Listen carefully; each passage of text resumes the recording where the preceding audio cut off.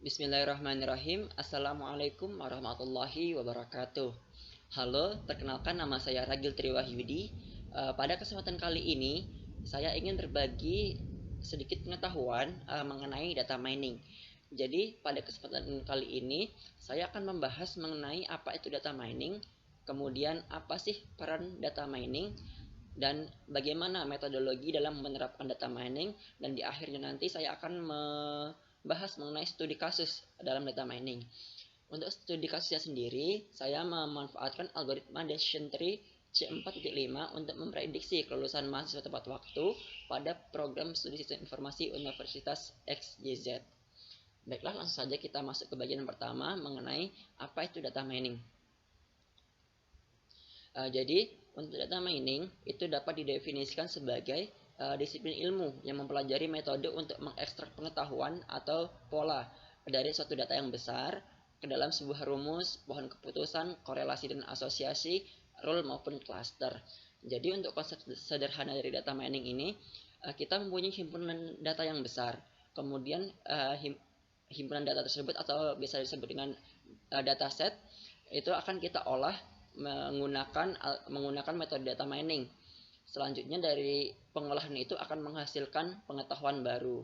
Pengetahuan ini dapat berupa baik rumus, pohon keputusan, korelasi dan asosiasi, rule maupun cluster. Baik, selanjutnya untuk peran utama data mining sendiri, menurut LaRose dalam ROMI pada tahun 2013 bahwa LaRose membagi peran utama atau fungsi dari data mining itu menjadi 5 bagian. Yang pertama adalah estimasi, kedua forecasting, ketiga klasifikasi, empat clustering, dan kelima asosiasi. Nah, untuk peran pertama yakni estimasi, jadi data mining dapat digunakan untuk mengestimasikan nilai variabel target berdasarkan nilai dari variabel prediksi yang ada pada himpunan data atau dataset. Contoh dari peran data mining dalam estimasi ini adalah untuk mengestimasikan berapa sih waktu untuk mengirimkan suatu barang. Hal ini dapat diterapkan atau bermanfaat bagi misalkan jasa pengiriman barang seperti JNE. Kemudian untuk yang peran kedua adalah forecasting. Jadi untuk forecasting sendiri data mining itu dapat dimanfaatkan untuk memprediksi nilai atau perilaku yang akan muncul di masa yang akan mendatang, yang mana data yang digunakan pada metode ini atau peran ini adalah data yang bersifat time series. Misalkan contohnya adalah untuk memprediksi harga saham bulan depan misalnya. Itu kan ketika kita mempunyai himpunan data mengenai harga saham kan itu setiap hari, setiap detik, bahkan setiap jam, setiap detik itu ada semua datanya. Itulah yang contohnya bersifat time series. Kemudian untuk yang peran ketiga adalah klasifikasi. Nah, jadi dalam klasifikasi ini, data mining berperan dalam menemukan pola untuk memprediksi data baru sesuai dengan data latih atau training. Contohnya, saat kita ingin mengklasifikasikan pasien mana yang berisiko terkena penyakit stroke melalui data-data pasien yang terkena penyakit stroke yang ada pada masa lalu. Kemudian selanjutnya adalah peran clustering. Dalam clustering ini, data mining dapat dimanfaatkan untuk mengelompokkan data tanpa berdasarkan kelas seperti yang di tahap klasifikasi tadi. Pada clustering ini, data nanti akan dikelompokkan menjadi dalam beberapa cluster objek yang memiliki kesamaan antar objek dalam suatu cluster. Selanjutnya yang terakhir adalah untuk asosiasi. Jadi data mining dapat dimanfaatkan untuk mengukur hubungan antara dua variabel atau atribut, misalnya untuk mengukur hubungan antara susu dan gula dibeli bersama-sama oleh seorang pembeli di suatu supermarket. Itulah kelima peran dari data mining. Selain dalam data mining, terdapat metodologi atau standar proses yang sudah dibakukan dalam melakukan proses data mining. Metodologi tersebut dikenal dengan CRISPDM atau Cross Industry Standard Process for Data Mining. Nah, jadi metodologi ini digunakan untuk menangani pemecahan masalah bisnis dengan menggunakan data mining.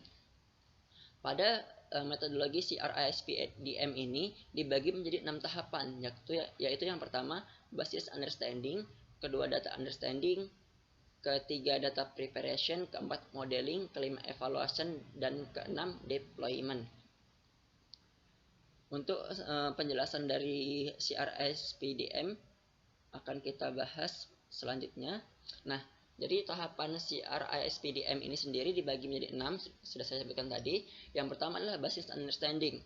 Pada tahapan ini kita akan memahami apa sih permasalahan bisnis yang dihadapi, kemudian menentukan tujuan apa dari tujuan apa yang ingin dicapai saat kita menerapkan data mining dalam memecahkan masalah bisnis tadi, dan juga menyiapkan strategi untuk mencapai tujuan yang ingin dicapai.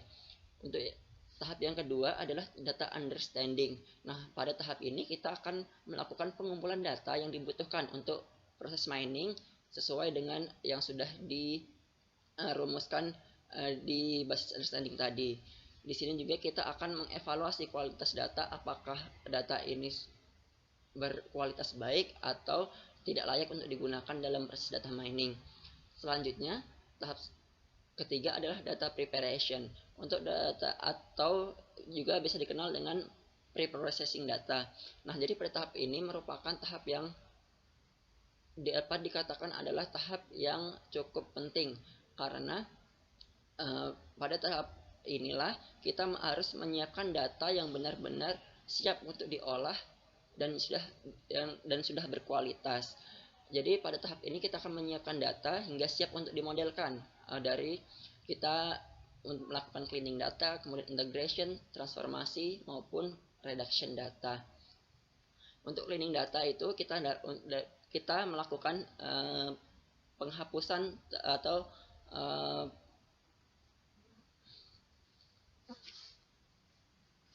baik, selanjutnya tahap ketiga adalah data preparation atau pre-processing data.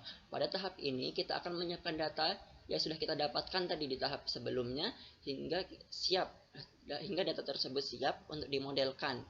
Pada tahap ini kita akan meliputi cleaning data, integration data, transformasi, dan reduction data. Untuk cleaning data kita gunakan untuk mengatasi missing value jika dalam dataset ada yang bernilai kosong atau missing. Kemudian untuk integration data kita akan melakukan penggabungan beberapa tabel jika dataset kita berasal dari beberapa tabel. Kemudian untuk transformasi data kita akan melakukan proses pengubahan data. Biasanya akan diubah data yang bersifat numerik menjadi data nominal agar mudah untuk diproses. Selanjutnya adalah kita juga akan melakukan reduction data atau untuk reduction ini kita dapat mengurangi beberapa atribut yang sudah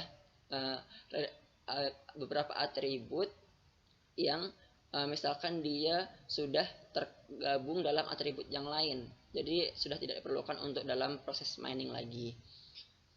Pada tahap yang keempat yaitu modeling, di sini kita akan memilih dan mengaplikasikan teknik pemodelan sesuai, seperti algoritma apa yang akan kita pakai dalam data mining. Pada tahap ini juga kita akan mengatur model untuk menghasilkan model dengan hasil yang optimal. Kemudian tahap yang kelima adalah evaluation. Jadi untuk tahap ini kita akan mengevaluasi model yang digunakan pada tahap modeling untuk mendapatkan hasil dengan kualitas yang terbaik dan mengambil keputusan terkait penggunaan hasil data mining. Nah, jadi pada tahap evaluasi ini kita akan menilai berapa sih akurasi atau tingkat performa dari model yang kita bangun. Kemudian kita dapat memutuskan apakah akurasi performa dari model yang kita buat itu sudah baik atau belum. Dan tahap yang terakhir adalah deployment. Jadi untuk tahap terakhir dari proses data mining itu kita akan melakukan penyebaran hasil pemodelan data mining hingga dapat diimplementasikan dalam mengatasi permasalahan. Atau dalam contoh sederhananya itu deployment itu adalah dengan membuat laporan yang dapat diberikan kepada pihak terkait yang dapat digunakan untuk membantu memecahkan permasalahan yang terjadi. Baik, selanjutnya saya akan menjelaskan mengenai salah satu peran dari data mining yaitu klasifikasi. Sebagaimana sudah saya jelaskan tadi bahwa peran data mining ada 5, yang mana salah satunya adalah klasifikasi. Jadi apa itu klasifikasi? Jadi klasifikasi dapat diartikan sebagai proses menemukan sebuah model atau fungsi yang mendeskripsikan dan membedakan data ke dalam kelas-kelas tertentu. Nah, jadi pada tahap klasifikasi ini kita akan melibatkan proses pemeriksaan karakteristik dari suatu objek data yang baru ditambahkan dengan objek dalam kelas-kelas yang sudah ada sebelumnya. Jadi pada tahap ini kita nanti akan mengenal dengan istilah ada data training dan ada data testing. Dalam proses klasifikasi sendiri terdapat beberapa algoritma yang dapat digunakan. Antara lain adalah decision tree C4.5, left bias classifier, K-nearest-neighbor atau KNN, dan lain-lain. Setiap algoritma ini memiliki tahapan-tahapan atau metode yang berbeda-beda sesuai dengan algoritma masing-masing. Baiklah, selanjutnya saya akan menjelaskan mengenai studi kasus dalam proses klasifikasi data mining. Jadi di sini saya mempunyai sebuah kasus, yaitu terdapat salah satu universitas yang kita sebut saja Universitas XYZ yang memiliki 5 fakultas dan 27 program studi. Nah, salah satu program studinya adalah sistem informasi. Salah satu permasalahan yang dihadapi oleh bidang akademik prodi sistem informasi atau manajerial akademiknya itu adalah persentase mahasiswa yang lulus tepat waktu menurun setiap tahun. Jadi di sini ada diagram status kelulusan mahasiswa berdasarkan tepat atau terlambat ia lulus. Di tahun 2015 itu ada 20 mahasiswa tepat lulus dan 5 yang terlambat. Kita lihat untuk yang terlambatnya saja ya. Jadi untuk yang di tahun 2016 itu yang terlambat itu ada 10, 2017 ada 19, tahun 2018 ada 31, tahun 2019 ada 38, hingga tahun 2020 itu 60% mahasiswanya lulus terlambat. Artinya untuk persentase mahasiswa yang lulus setiap tahunnya itu di tahun 2015 80%, 2016 80%, tahun 2017 62%, 2018 58%, 2019 menurun lagi menjadi 52%, dan hingga puncaknya di tahun 2020 di tahun terakhir ini yang menurun lagi menjadi 40%. Artinya di sini menunjukkan bahwa adanya penurunan kualitas akademik di program studi informasi ini. Sehingga pada kesempatan kali ini saya akan memanfaatkan proses klasifikasi dengan algoritma C4.5 untuk mengklasifikasikan dan mencari pola bagaimana sih mahasiswa yang lulus tepat waktu dan bagaimana mahasiswa yang lulus terlambat, sehingga nantinya dapat dimanfaatkan oleh dosen pembimbing atau pihak manajerial akademik kampus untuk memberikan bimbingan dan konseling bagi mahasiswanya agar dapat membantu mereka lulus dengan tepat waktu. Baik, untuk menyelesaikan kasus ini dengan data mining, kita akan berpedoman dengan metodologi yang sudah saya jelaskan tadi, yaitu CRISPDM. Nah, jadi yang pertama kita akan melakukan basis understanding atau pemahaman proses bisnis, apa sih yang menjadi masalah dalam program studi sistem informasi di Universitas XYZ tadi. Jadi kan tadi permasalahannya adalah adanya persentase mahasiswa yang lulus tepat waktu itu menurun setiap tahun, hingga di puncaknya di tahun 2020 ini mahasiswa yang terlambat itu mencapai 60%, sehingga pihak akademik mencoba mencari cara untuk bagaimana dapat membantu mereka, memberikan bimbingan kepada mereka agar dapat lulus tepat waktu. Oleh karena itu, kita nanti akan menggunakan data-data dari mahasiswa yang sudah lulus pada masa lalu dari 2015, 2016, 2017, 18, 19, 20 ini akan kita gabung menjadi satu buah dataset, sehingga nanti akan kita cari polanya. Bagaimana sih pola dari mahasiswa yang lulus tepat waktu dan bagaimana pola mahasiswa yang lulus terlambat. Jadi nantinya kita akan menjadikan dataset mahasiswa itu nantinya akan ada beberapa variabel atau atribut seperti jenis kelaminnya, kemudian apakah statusnya dia sudah menikah atau belum, atau terus juga bagaimana status dengan bekerjanya, apakah dia hanya mahasiswa biasa atau juga dia sambil bekerja, kemudian juga nilai-nilai dari IPS semester 1 hingga semester 8, kemudian IPK-nya. Dan di dataset itu juga di dataset itu juga disertakan label atau target yang mana menjelaskan mengenai apakah mahasiswa itu lulus tepat atau terlambat. Jadi itulah tahap business understanding, memahami permasalahan yang dihadapi oleh program studi sistem informasi Universitas XYZ. Baik, setelah tahap pertama selesai, kita lanjut ke tahap kedua, yaitu data understanding. Jadi pada tahap ini kita akan mengumpulkan data yang kita butuhkan untuk memprediksi kelulusan mahasiswa tepat waktu pada prodi sistem informasi Universitas XYZ. Untuk video ini saya menggunakan dataset yang saya dapatkan dari situs GitHub yang diunggah oleh Rifki Sambas. Namun jika teman-teman untuk melakukan penelitian sebenarnya, datasetnya dapat diminta dari sistem akademik kampusnya atau dari pihak Pustipd-nya. Jadi untuk tahap ini saya mendownload dataset dari situs GitHub yang sudah di-upload oleh Rifki Sambas tadi dalam format CSV. Berikut adalah data asli dari awal saya mendownload, yaitu terdiri dari 15 atribut atau 15 variabel. Karena tampilan ini cukup berantakan, terbilang berantakan, karena itu saya convert file berformat CSV ini menjadi XLSX, yaitu dengan melakukan ini dengan kita dapat mengubahnya dari CSV ke XLSX itu, teman-teman bisa men-search di Google saja convert CSV to XLSX online gitu. Jadi nanti akan ada website untuk mengubah atau mengkonvert dari CSV ke XLSX.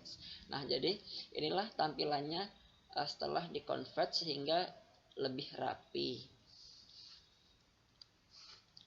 Jadi di sini datanya terbagi menjadi 15 atribut atau variabel, yang mana terdiri satu atribut ID dan satu atribut label atau target, dan selebihnya adalah atribut biasa. Nah, jadi dengan data-data ini kita nanti akan mencari pola bagaimana mahasiswa yang lulus tepat waktu dan bagaimana mahasiswa yang terlambat lulus. Oh iya, untuk jumlah record data ini terdiri dari 380 dikurang dengan 1 judul tadi, berarti ada 379 record data mahasiswa. Jadi dataset inilah yang nanti kita akan gunakan dalam proses modeling. Baik, selanjutnya setelah kita memahami data yang akan kita gunakan, tahap selanjutnya adalah data preparation atau pre-processing data. Jadi pada tahap ini kita akan melakukan cleaning data, integration data, transformasi, dan reduction data. Kita kembali ke dataset. Jadi ini tadi adalah data asli dari situs tadi yang kita download tadi. Kemudian data ini akan pre-processing data. Kita akan mengecek apakah ada yang bernilai kosong, artinya kosong bukan nol ya, kosong itu missing atau null. Jika ada, data itu bisa kita buang atau juga kita bisa ganti dengan nilai mean atau modus atau median, tergantung teori mana yang digunakan. Jadi untuk data ini sendiri tidak ada yang bernilai kosong, sehingga cleaning data tidak perlu dilakukan. Selanjutnya adalah proses integration data. Jadi karena dataset saya ini hanya berasal dari satu tabel, sehingga tidak perlu dilakukan integrasi dari beberapa tabel. Setelah integrasi data dilakukan, kita juga akan melakukan transformasi data. Nah, jadi di sini saya melakukan transformasi data, yaitu dari umur yang awalnya bertipe numerik menjadi kategorikal atau menjadi nominal, kemudian nilai IPS semester 1 hingga IPS 8 dan IPK juga. Nah, jadi untuk mentransformasi umur, saya menggunakan teori transformasi umur yang terdapat dalam jurnal Ilkom penerapan metode C4.5 untuk klasifikasi mahasiswa dropout. Jadi mahasiswa dibagi menjadi dua kategori, yaitu mahasiswa yang berumur kurang dari sama dengan 25 tahun dan mahasiswa yang lebih dari 25 tahun. Sedangkan untuk transformasi nilai indeks prestasi, saya menggunakan teori dari Peraturan Rektor Universitas Riau nomor 3 tahun 2005 tentang Peraturan Akademik Universitas Riau. Sebelumnya saya jelaskan mengapa sih kita harus menggunakan teori-teori dalam mentransformasi data. Jadi kita dalam mentransformasi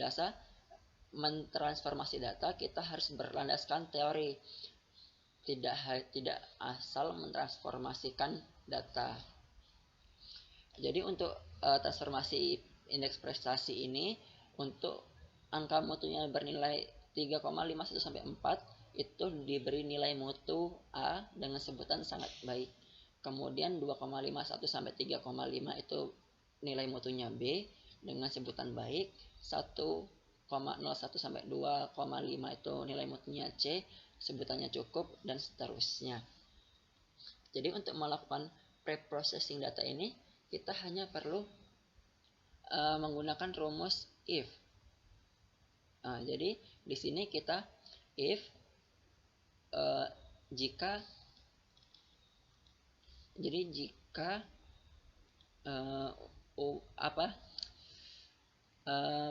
kolom umur ini, jika kolom umur ini lebih dari 25,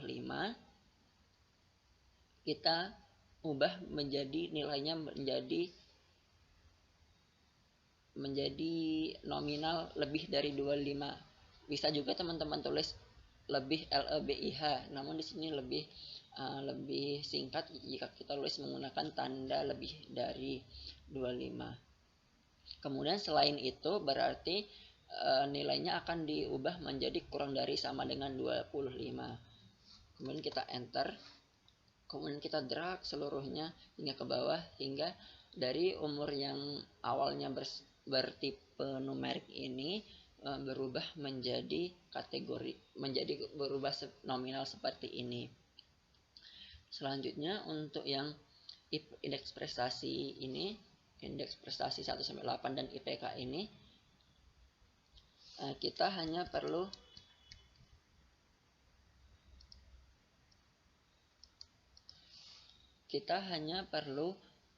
menggunakan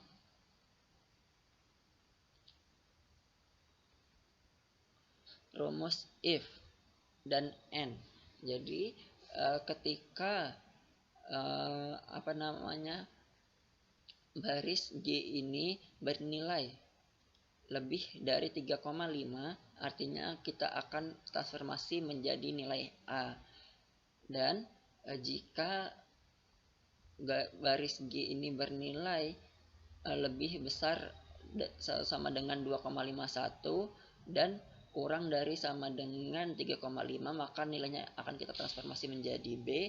Kemudian jika kolom G itu lebih dari 1 dan kurang dari 2,51, kita set nilainya menjadi C. Dan jika G bernilai lebih besar dari sama dengan 0,01 dan kurang dari 1, kita set menjadi kurang dari sama dengan 1, kita set menjadi nilainya D, dan selain itu maka akan bernilai E. Kemudian akan kita drag sampai ke bawah. Maka dari hasil yang dari data yang semula bertipe numerik akan berubah menjadi nominal. Begitupun dengan IPS semester 2, 3, 4, 5, 6, 7, 8 dan IPK. Itulah tahap pre-processing data. Selanjutnya adalah tahap modeling. Nah, jadi pada tahap ini kita akan memilih algoritma yang akan kita terapkan dalam memprediksi kelulusan mahasiswa tepat waktu. Di sini saya menggunakan algoritma C4.5. Mengapa saya menggunakan algoritma ini? Karena hasil dari algoritma C4.5 ini kan berupa decision tree. Artinya setelah data training kita olah, nanti akan menghasilkan sebuah pohon keputusan, sehingga ketika kita mau memprediksi data baru yang akan masuk, maka kita tidak perlu menghitung-hitungnya lagi, kita hanya tinggal melihat alur dari pohon keputusan yang sudah dihasilkan. Nah, dalam tahap modeling ini kita bisa melakukannya manual melalui Excel dan otomatisnya dengan aplikasi RapidMiner. Di sini saya akan menjelaskan dulu dengan menggunakan secara manual menggunakan Excel. Jadi di sini kita akan menggunakan tabel bantuan untuk menghitung nilai dari entropi, information gain, split info, dan gain ratio dari data yang kita punya. Jadi inti dari C4.5 ini, pertama kita akan mencari nilai entropi, kemudian mencari nilai information gain-nya, split info, hingga kita mencari gain ratio. Setelah kita dapatkan gain ratio-nya semua, kita akan mencari nilai gain ratio atribut yang terbesar, atribut yang memiliki gain ratio terbesar, sehingga itulah akan menjadi node atau akar utama. Baik, jadi di sini kita akan menghitung seluruh jumlah kasusnya dengan cara count A, seluruh data, kemudian ini dikurang 1 karena dikurangi oleh header atau judul ini, sehingga semua data itu berjumlah 379. Kemudian kita akan mencari dari 379 data itu berapa yang lulus tepat waktu. Kita cari dengan rumus count if, kemudian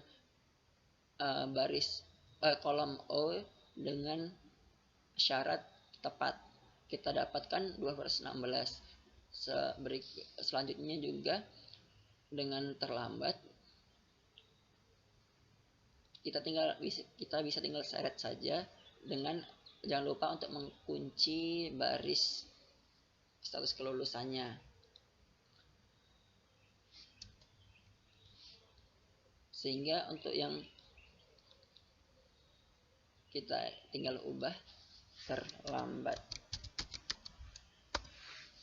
sehingga di sini adalah jumlahnya ada 163, sehingga kan jumlah terlambatnya ditambah jumlah tepatnya ini harus 379.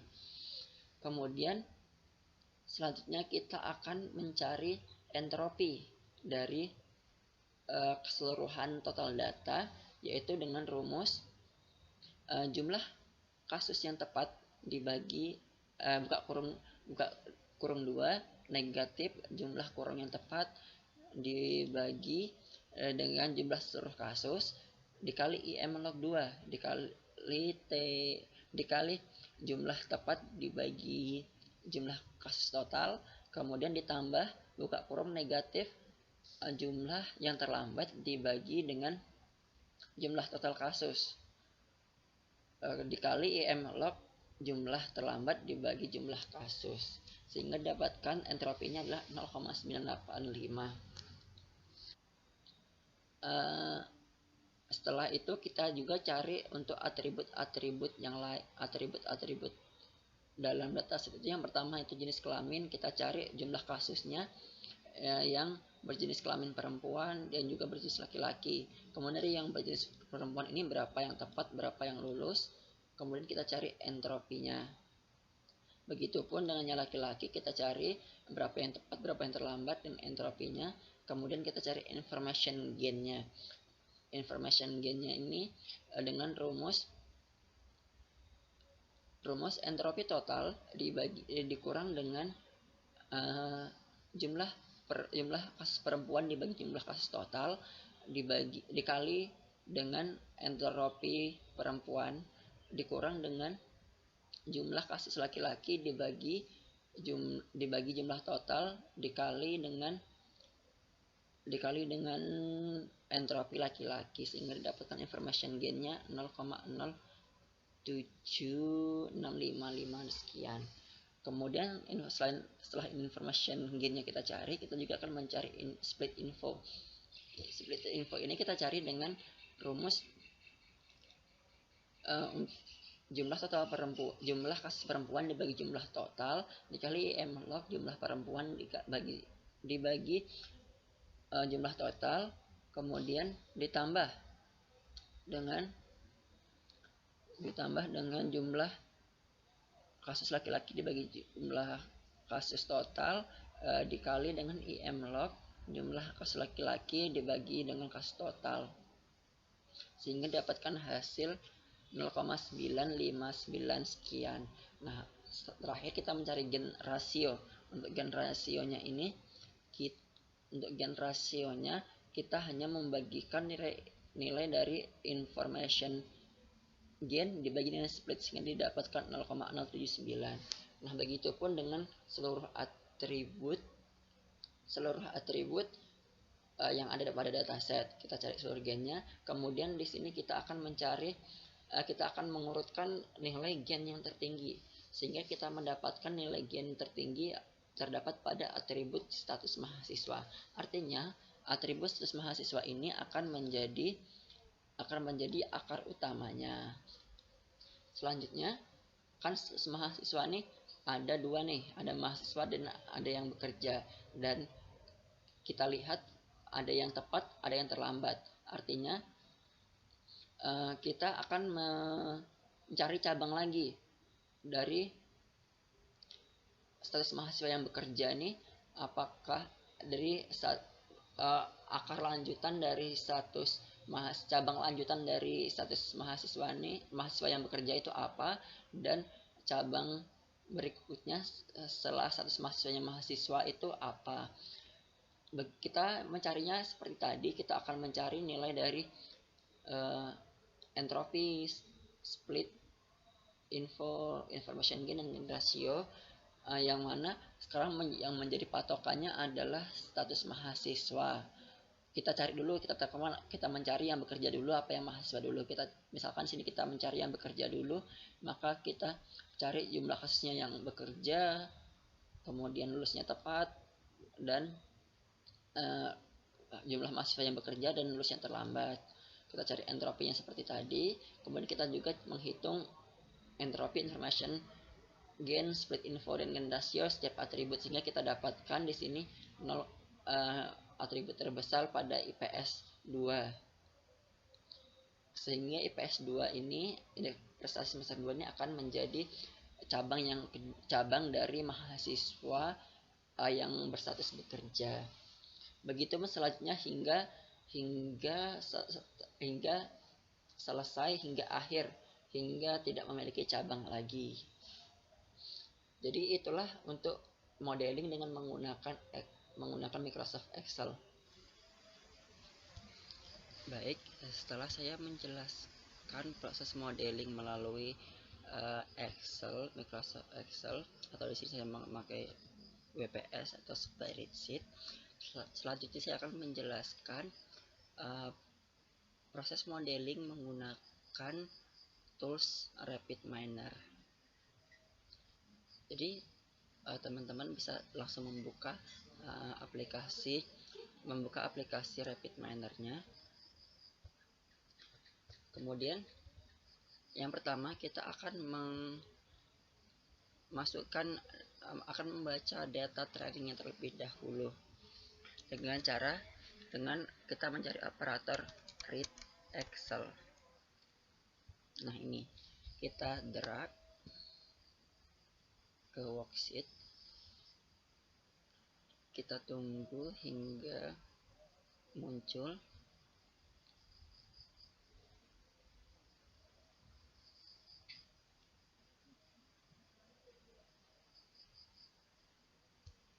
Nah, setelah muncul operator read Excel-nya, kita bisa mengubah namanya menjadi data training.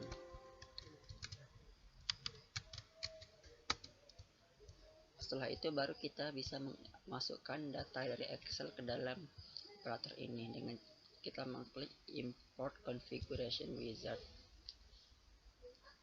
Di data kelulusan mahasiswa ini kita next, kemudian kita akan diarahkan untuk memilih sheet mana yang akan kita gunakan. Di sini saya menggunakan data training, kemudian kita akan memilih rank atau sel mana saja yang akan kita pakai dalam proses mining ini. Jadi di sini saya data training saya dimulai dari sel A sampai ke sel O. Jadi di sini kita bisa mengaturnya sampai O. Kemudian kita next, kita tunggu. Nah, setelah tahap ini, setelah memilih sel tadi, kita akan mengatur tipe datanya dan tipe role-nya. Di sini untuk nama ini saya jadikan sebagai ID atau sebagai pembeda dari setiap record data. Kemudian untuk jenis kelamin, sini saya akan mengubah menjadi binomial, karena binomial itu kan artinya nilainya ada dua jenis nilai, yaitu perempuan dan laki-laki. Sedangkan untuk polinomial itu lebih dari 2. Jadi di sini akan saya ganti binomial. Untuk role-nya tetap tidak kita apa-apakan. Kemudian yang status mahasiswa juga akan saya ganti binomial karena bernilai mahasiswa dan bekerja. Umur juga saya ganti dengan binomial karena bernilai kurang dari sama dengan 25 dan lebih dari 25. Kemudian untuk status nikah saya ubah juga menjadi binomial karena terbagi menjadi belum menikah dan menikah. Selanjutnya untuk yang IPS 1, 2, 3 sampai IPK itu tetap polinomial karena nilainya ada A, B, C, D, E. Artinya lebih dari 2 nilai. Kemudian yang terakhir adalah untuk kita jangan lupa dalam proses klasifikasi ini membutuhkan variabel variabel label atau target, sehingga kita ubah role-nya menjadi label. Untuk tipe datanya kita ubah jadi binomial karena hanya ada tepat dan terlambat. Setelah selesai, kita lanjut, kita finish.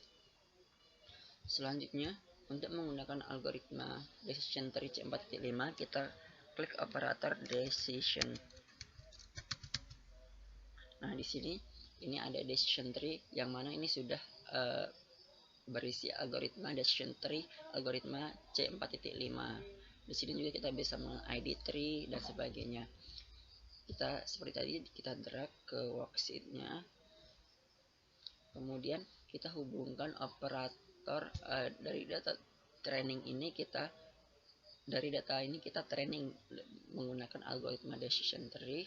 Kemudian kita result atau kita hubungkan, kita tampilkan model hasil dari decision tree-nya. Kemudian kita run, kita tunggu hingga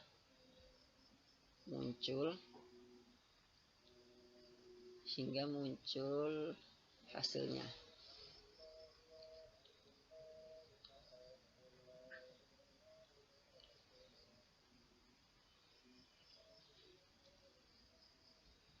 Nah, jadi inilah hasil dari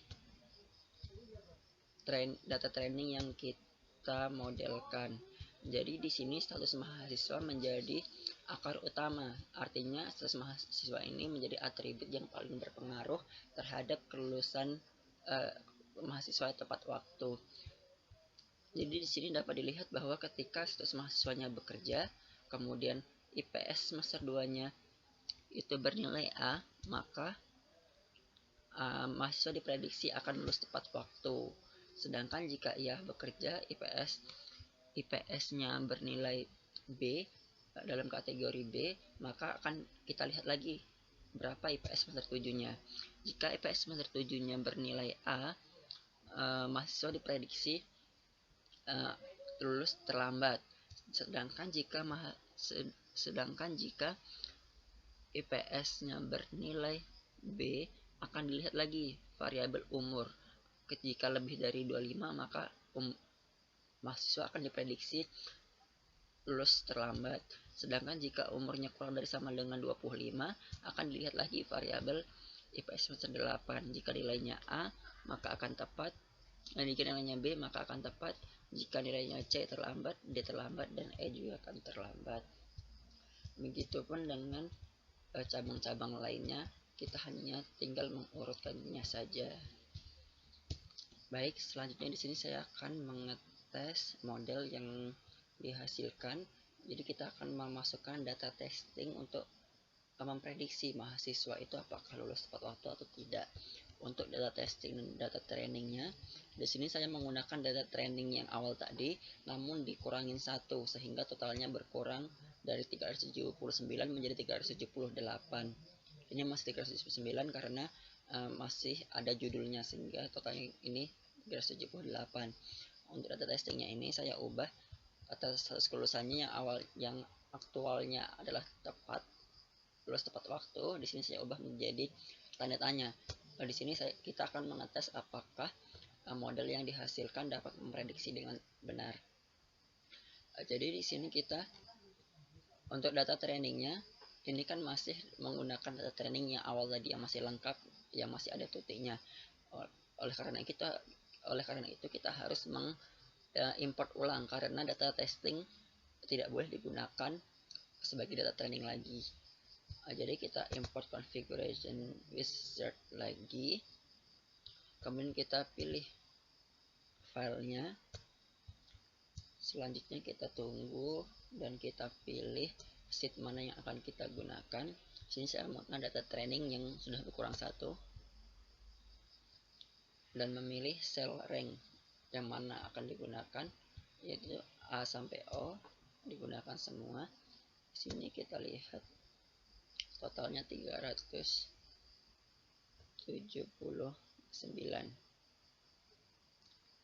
dengan satu judul, berarti 378. Kemudian next, kita atur tipe role-nya, nama ini sebagai ID,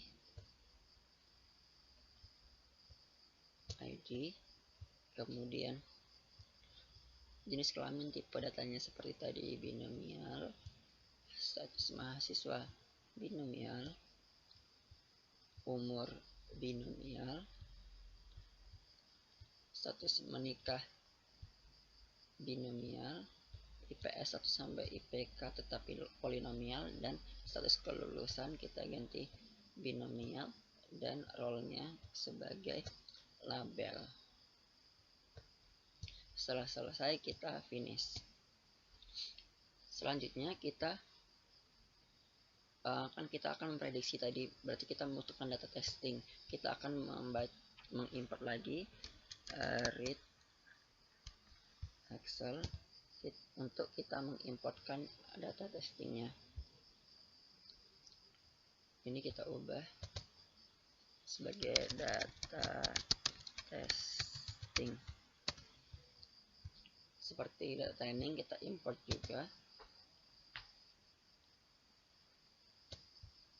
Kita pilih filenya, next, kita pilih sheet mana yang akan digunakan.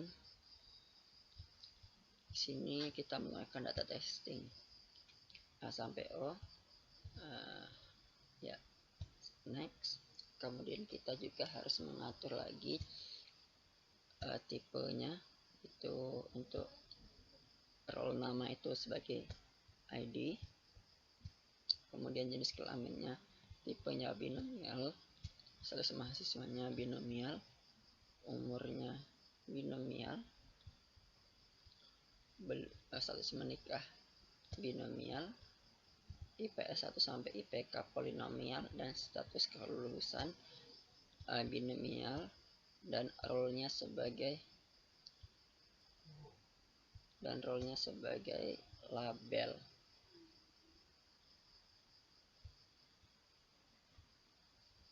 Oke, kita finish. Di sini kita membutuhkan satu operator lagi, yaitu apply model untuk mengimplementasikan model yang sudah dibuat. Kita sambungkan data testing dengan ke modelnya, kita apply data testingnya, kemudian untuk modelnya ini kita sambungkan ke model data yang sudah ada di dalamnya data testing. Kemudian kita outputkan label hasil prediksi. Untuk modelnya tidak usah, kita result, sehingga hasil prediksinya muncul bahwa mahasiswa yang bernama Tuti Khotimah ini diprediksi lulus tepat waktu. Hal ini sesuai dengan aktualnya bahwa Tuti Khotimah itu lulus dengan tepat waktu. Itulah tahap modeling, sehingga inilah model yang dihasilkan untuk memprediksi kelulusan mahasiswa tepat waktu menggunakan decision tree C4.5.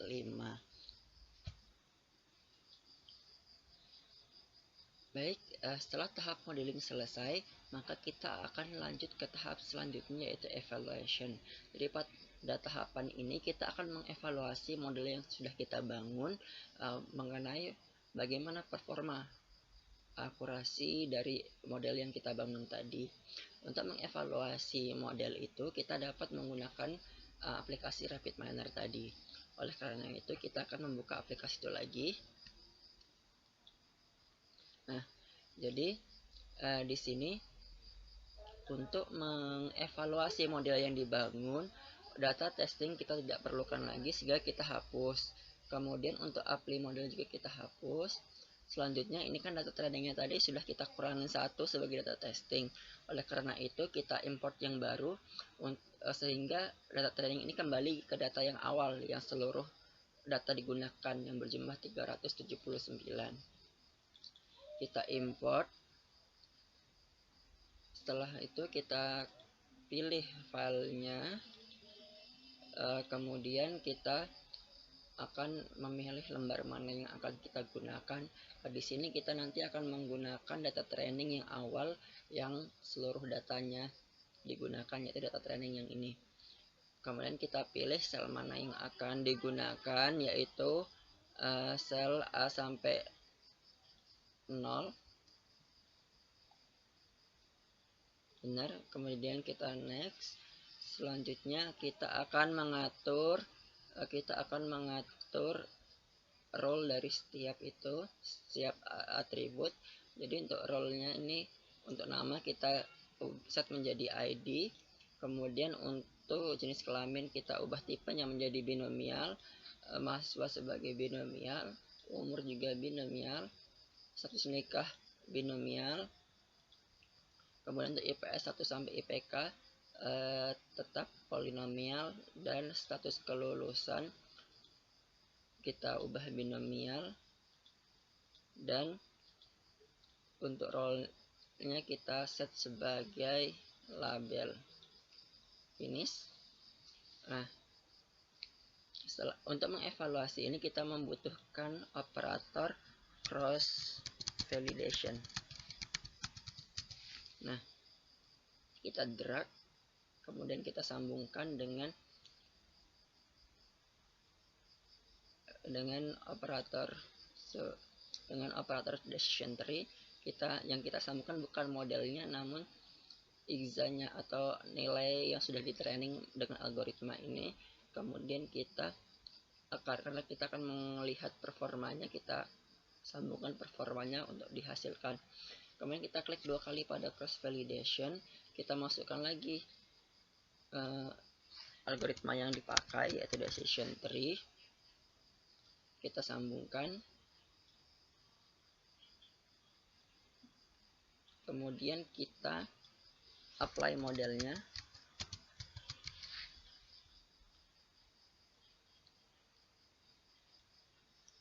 dan kita juga membutuhkan operator performance untuk menampilkan berapa performa dari model yang kita bangun. Kita menggunakan performa yang classification. Kita sambungkan labelnya ke performa, dan kita resultkan performanya berapa.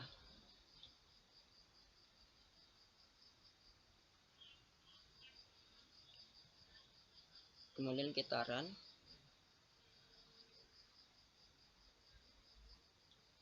Baik, di sini muncul akurasi dari model yang kita bangun, yaitu sebesar 89,16%.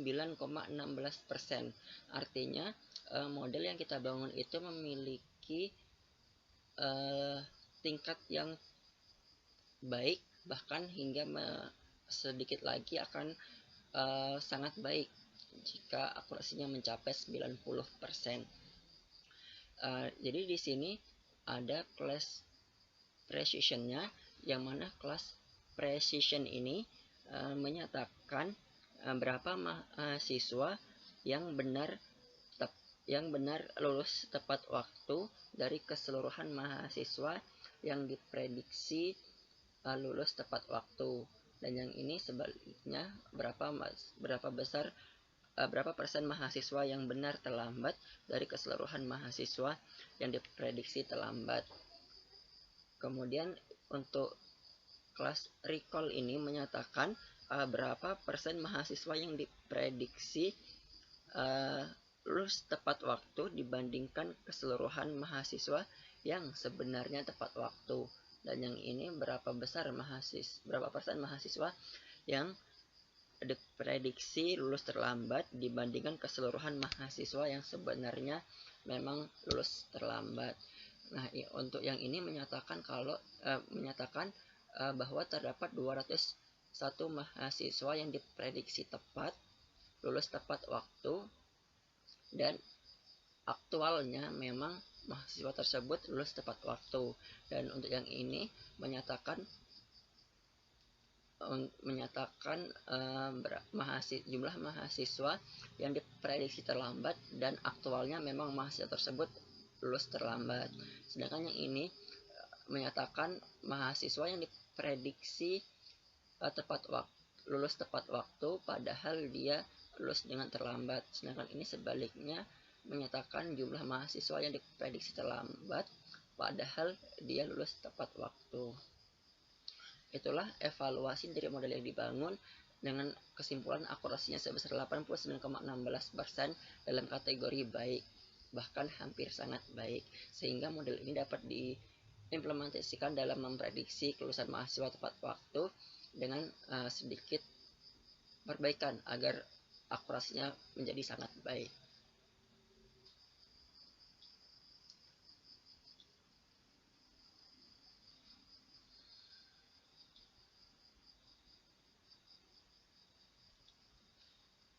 Setelah tahap evaluasi selesai, maka tahap terakhir adalah deployment, yaitu penyebaran hasil pemodelan data mining. Jadi karena kita tidak menggunakan klasifikasi dengan decision tree, maka kita akan menyebarkan hasilnya berupa pohon keputusan yang sudah dihasilkan dari model tadi. Nah, kita juga bisa memberikan rule atau deskripsi aturan yang sudah dihasilkan dalam model ini untuk diberikan kepada baik untuk dosen pembimbing dalam memberikan bimbingan dan konseling bagi mahasiswanya agar dapat membantu mereka agar dapat lulus tepat waktu, juga bisa diberikan kepada pengembang sistem untuk dibangun sebuah sistem dalam memprediksi mahasiswa yang lulus tepat waktu dan yang terlambat. Kita lihat lagi untuk model yang dihasilkan.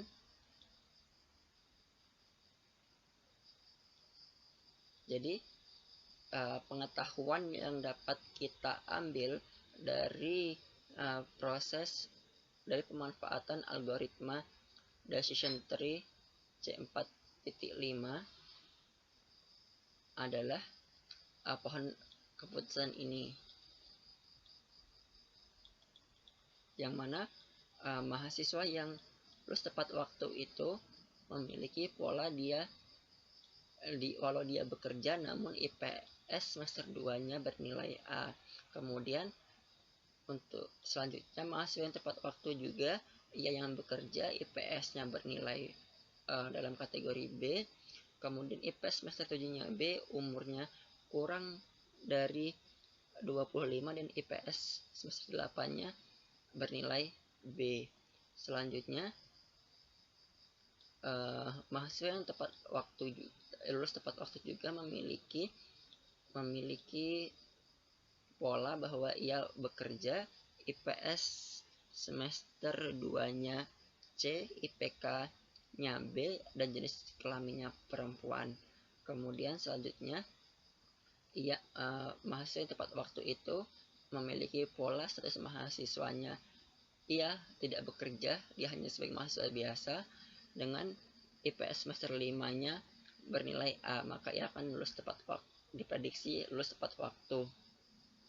Kemudian selanjutnya ia yang mahasiswa yang sebagai mahasiswa saja, kemudian IPS semester 5-nya B, umurnya lebih dari 25 dan IPS-nya bernilai B dalam kategori B. Selanjutnya mahasiswa lulus tepat waktu juga memiliki pola bahwa ia mahasiswa biasa tidak bekerja, kemudian nilai IPS semester 5-nya B, umurnya lebih besar dari 5, IPS semester 8-nya C, IPS semester 3-nya C. Itu juga diprediksi lulus tepat waktu. Kemudian mahasiswa yang IPS semester 5-nya B, umurnya kurang dari 25, dia akan tepat waktu juga.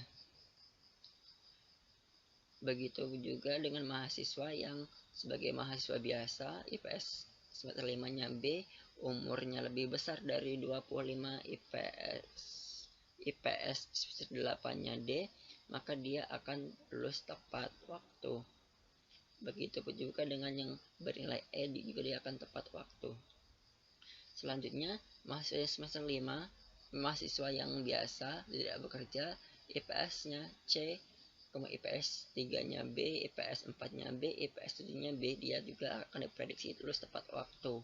Juga dengan setelah IPS semester 7-nya C, IPS semester 8-nya E, juga dia akan diprediksi tepat waktu.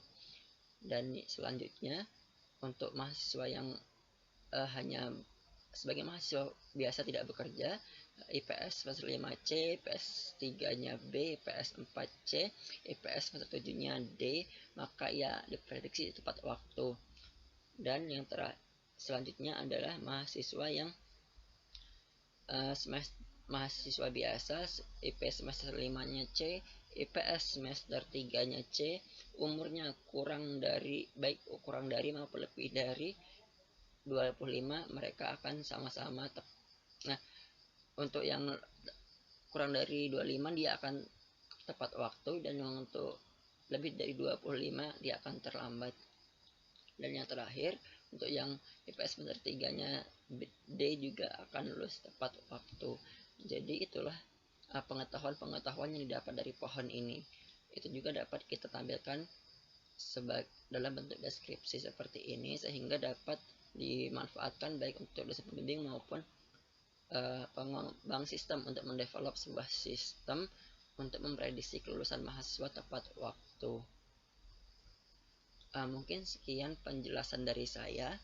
Mohon maaf atas segala kekurangan dan kekhilafan. Saya akhiri. Wassalamualaikum warahmatullahi wabarakatuh.